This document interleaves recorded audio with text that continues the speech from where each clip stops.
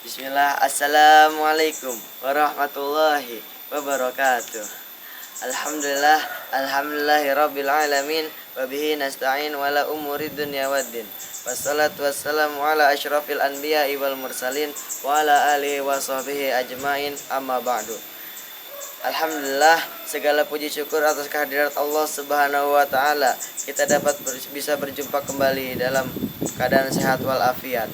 Salawat serta salam semoga selalu tercurah limpahkan kepada junjungan kita, uswah hasanah kita, suri tauladan kita, nabi kita. Siapa lagi kalau bukan Nabi besar Nabi Muhammad sallallahu alaihi wasallam, yang telah membawa umat Islam daripada zaman penuh dengan tebasan pedang sampai kepada zaman yang penuh dengan kasih sayang. Sebelumnya, perkenalkan, nama saya Yasir Amri Ansori, ingin membawakan kultum dengan tema Nuzulul Quran, momen diturunkannya kitab suci umat Islam. Al-Quran merupakan mukjizat terbesar Nabi Muhammad sallallahu alaihi wasallam, menjadi petunjuk bagi manusia dalam mengarungi samudra kehidupan dalam sehari-harinya. Nuzulul Quran atau proses turunnya Al-Quran itu terjadi pada bulan suci Ramadan.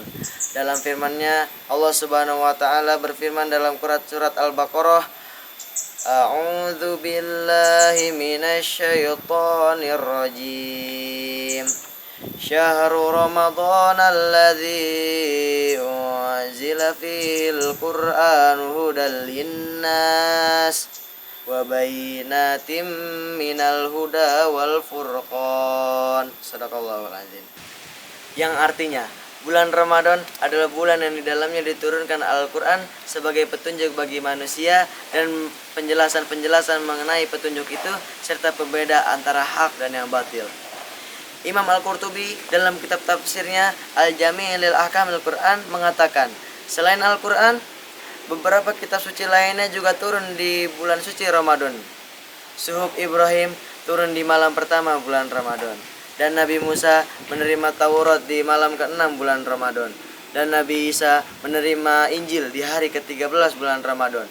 Keterangan ini dikutip dari hadis Rasulullah SAW yang diriwayatkan oleh Wasilah bin Asqa. Imam Al-Qurtubi dalam kitabnya Al-Jami' lil Ahkamil Quran. Tahapan turunnya Al-Quran menurut Imam Al-Qurtubi, mayoritas ulama sepakat bahwa proses turunnya Al-Quran itu melalui dua tahap.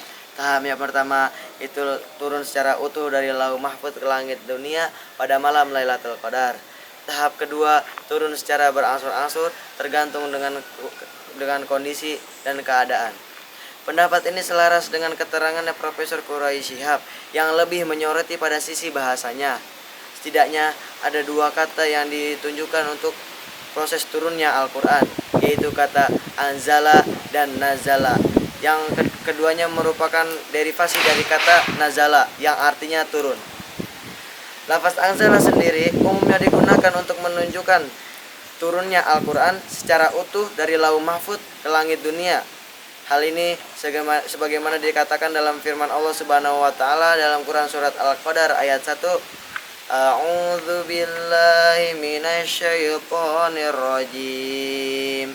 Inna anzalnahu fi lailatul qadar. Yang artinya, sesungguhnya Al-Quran diturunkan pada Lailatul Qadar. Lalu, sedangkan kata nazala sendiri itu lebih digunakan untuk menunjukkan bahwa Al-Quran itu diturunkan secara berangsur-angsur selama 22 tahun, 2 bulan, 22 hari. Dalam firman-Nya Allah Subhanahu wa taala berfirman, A'udzu billahi minasyaitonir rajim. Wa Qur'anan faraqnahu 'alan nasi 'ala muqthin wa nazzalnahu tanzila. Shadaqallahul azim. Yang artinya, Al-Quran diturunkan secara berangsur-angsur kepada engkau Nabi Muhammad agar membacakannya kepada manusia secara perlahan-perlahan, dan kami benar-benar menurunkannya secara bertahap. Bulan Ramadan ini merupakan bulan diturunkannya kitab suci Al-Quran yang diturunkan kepada Nabi Muhammad melalui perantara malaikat Jibril, berjumlah 114 surat dan berjumlah 6.236 ayat. Nah, Berhubung bulan ini adalah bulan yang suci, bulan diturunkannya Al-Quran, jadi ayolah kita sama-sama membaca Al-Quran untuk selalu meningkatkan ketakwaan kepada Allah dan selalu mendapatkan ridho di sisinya. Mungkin apa yang dapat saya sampaikan bisa bermanfaat bagi saya sendiri, umumnya bagi jamaah sekalian. Bila mana ada kesalahan-kesalahan, mohon dimaafkan karena saya masih ada dalam tahap pelajaran. Sekali lagi, bila mana ada kekurangan, mohon dimaafkan sebesar-besarnya. Selamat menunaikan ibadah puasa. Wabillahi taufiq wal hidayah. Syukran ala husni ikhtimamikum. Wal akhir, wassalamualaikum warahmatullahi wabarakatuh.